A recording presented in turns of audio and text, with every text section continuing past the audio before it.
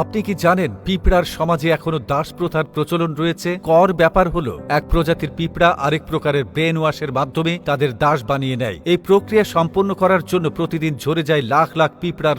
প্রকৃতির রহস্যের শেষ নেই, যা জেনে অবাক হবেন যে পিঁপড়ার অন্তত 50টি প্রজাতিতে দাস প্রথা বিদ্যমান। যেখানে অতীতে মানবকুলের মধ্যে দাস প্রথা বিদ্যমান ছিল, সেখানে এখন সেই অভূতপূর্ব নিদর্শন দেখা যায় পিঁপড়াদের মাঝে, যার কারণ বিজ্ঞানীরা এখনো পর্যন্ত উপলব্ধি করতে পারেননি। পিঁপড়াদের মাঝে এ দাস প্রথা এক এক প্রজাতির মধ্যে এক এক রকম। তবে কৃতদাস পিঁপড়া সম্প্রদায়ের মধ্যে সবচেয়ে ভয়ঙ্কর পলিয়ার গ্রাস। বাদামি রঙের এই পিঁপড়েগুলো সাধারণত 4 থেকে 10 মিলিমিটার লম্বা হয়ে থাকে। পলিয়ার গ্রাস অন্যান্য প্রজাতির পিঁপড়াদেরকে এমনভাবে নিয়ন্ত্রণ করে যে তারা বড় হয়ে শুধু দাসত্বকে নিজেদের সবচেয়ে গুরুত্বপূর্ণ দায়িত্ব হিসেবে পালন করা শুরু করে। দাস পিঁপড়াগুলো পরবর্তীতে নিজেদের বাসা বানায় না, বাচ্চার জন্ম দেয় না, এমনকি পরিষ্কার পরিচ্ছন্ন হয় না। এখন আপনি হয়তো ভাবছেন, তাহলে দাস পিঁপড়াগুলোর কাজ কি? দাস পিঁপড়েগুলোর প্রধান কাজ দাসত্ব করা, অর্থাৎ অভিযানে অংশ নেওয়া। পিঁপড়াদের একটি কলোনিতে একটিমাত্র রানী পিঁপড়া থাকে এবং 80 থেকে 90% থাকে দাস পিঁপড়া। পলিয়ার গ্রাস পিঁপড়া বিভিন্ন সময় বিভিন্ন প্রজাতির পিঁপড়ার কলোনিতে হামলা করে। এমন একটি প্রজাতি হলো ফরমাইকা পিঁপড়া।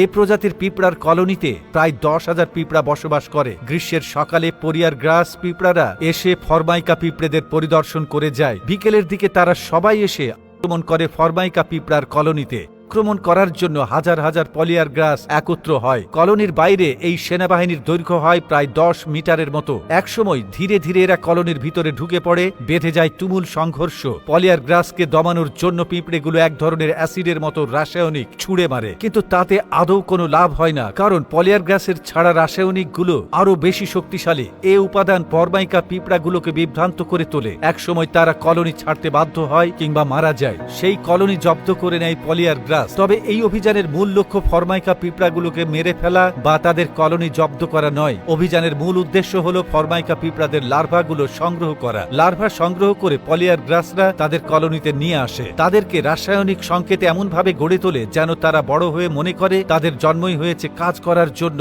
দাসত্ব করার জন্য এবং রানীর সেবা করার জন্য। বেড়ে ওঠার পর তারা নিজেদের জীবনের চিন্তা আর করে না। কাজ করতে করতে সারা জীবন পার করে দেয় এই দাস পিঁপড়াগুলো। একসময় এই দাস পিঁপড়াগুলো পরিপক্ক হয়ে গেলে নতুন অভিযানের জন্য প্রস্তুতি নিতে থাকে। পিঁপড়াদের অন্যতম বিস্ময়কর বিষয় হলো তাদের মধ্যে রাসায়নিক যোগাযোগ। এই যোগাযোগের মাধ্যমে তারা নিজেদেরকে সামাজিক প্রাণী হিসেবে গড়ে তুলেছে। তারা বুঝতে শিখেছে কে তাদের বন্ধু এবং কে তাদের শত্রু। প্রতিনিয়ত চলছে পিঁপড়াদের এই মহাযুদ্ধ। কেউ জয়ী হচ্ছে, কেউ পড়ে যাচ্ছে। এমন অনেক রহস্যময় ঘটনা ঘটছে আমাদের চারপাশে, যা আমরা কল্পনাও করতে পারি না।